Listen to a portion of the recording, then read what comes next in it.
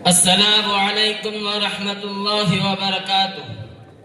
محترم مرد و خواتین، علم و دلیل اور فہم و تدبر کے اس معزز نورانی مجلس میں اب ہمارا مقدمہ شروع ہونے جا رہا ہے، جو نعروں سے نہیں بلکہ دلیل سے لڑا جائے گا۔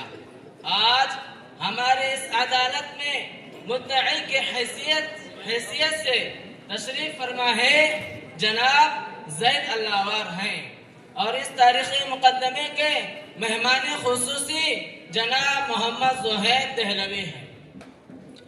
جناب محمد زہیر دہلوی ہماری عدالت میں حاضر ہوں۔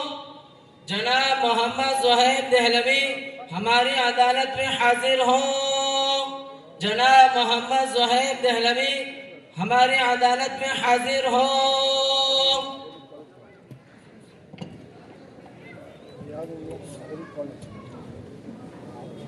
السلام علیکم ورحمۃ اللہ وبرکاتہ۔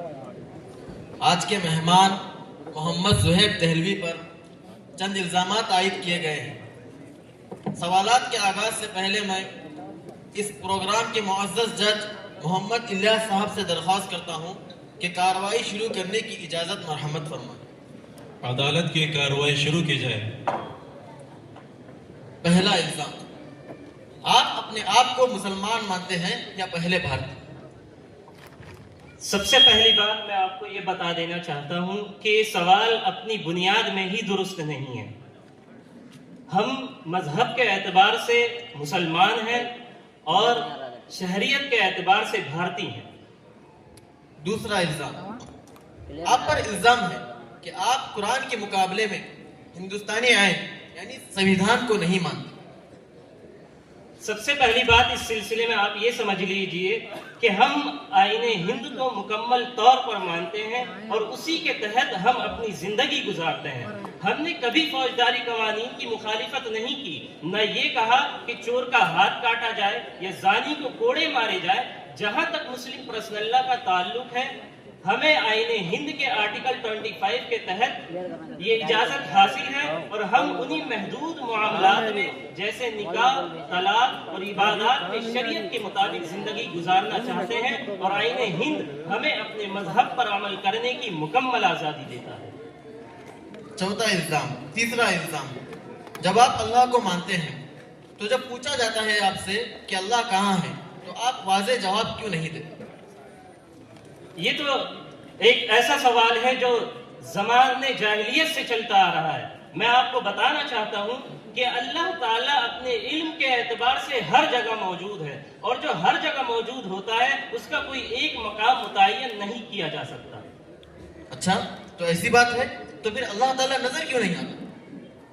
اس کی وجہ یہ دنیا میں بہت سی ایسی چیزیں ہیں جو نظر نہیں آتی مگر موجود ہوتی ہیں۔ مثلا بڑھاپا نظر نہیں آتا مگر انسان بوڑھا ہو جاتا ہے، درد نظر نہیں آتا مگر تکلیف محسوس ہوتی ہے۔ دوسری بات یہ کہ اللہ تعالیٰ نے انسان کی آنکھ میں وہ طاقت ہی نہیں رکھی کہ وہ اللہ کا دیدار کر سکے۔ سورج اللہ کی مخلوق ہے مگر انسان براہ راست اسے بھی نہیں دیکھ سکتا۔ جب حضرت موسیٰ علیہ السلام نے اللہ کے دیدار کی خواہش کی تو اللہ تعالیٰ کی ہلکی سی تجلی سے پہاڑ ریزہ ریزہ ہو گیا۔ یہ اللہ کی نعمت ہے، نہ کہ معاذ اللہ خود کو چھپانا۔ اگر اللہ تعالیٰ اپنے نیک بندوں سے خوش ہوتا ہے تو بہت سے دیندار لوگ خوشحال کیوں نہیں ہیں اور بہت سے بے دین لوگ خوشحال کیوں ہیں؟ یہ ایسی نہیں ہے۔ میں آپ کو یہ بات ایک مثال سے سمجھانا چاہتا ہوں کہ چوہے کو تیل میں تلی ہوئی روٹی بہت پسند ہوتی ہے۔ گھر والا وہی روٹی چوہے دانی میں رکھ دیتا ہے۔ چوہا انجام سے بے خبر ہو کر جب اسے کھانے جاتا ہے تو پھنس جاتا ہے۔ تو اسی طرح جو دنیاوی آسائش ہے یہ چند روزہ ہیں اور یہ دنیاوی آسائش ایک دن ختم ہو جائیں گی۔ آپ پر الزام ہے کہ آپ اپنے ملک سے محبت نہیں کرتے۔ سب سے پہلی بات میں آپ کو بتا دوں کہ آپ کے نزدیک ملک سے محبت کی علامت کیا ہے؟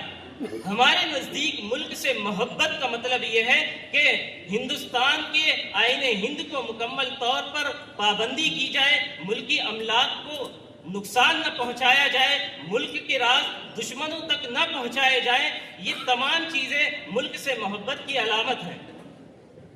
اور جہاں تک آپ کا سوال ہے، البتہ اگر آپ کے نزدیک ملک سے محبت کا مطلب مخصوص نعرے لگانا ہے تو ہم اسے ملک سے محبت نہیں مانتے۔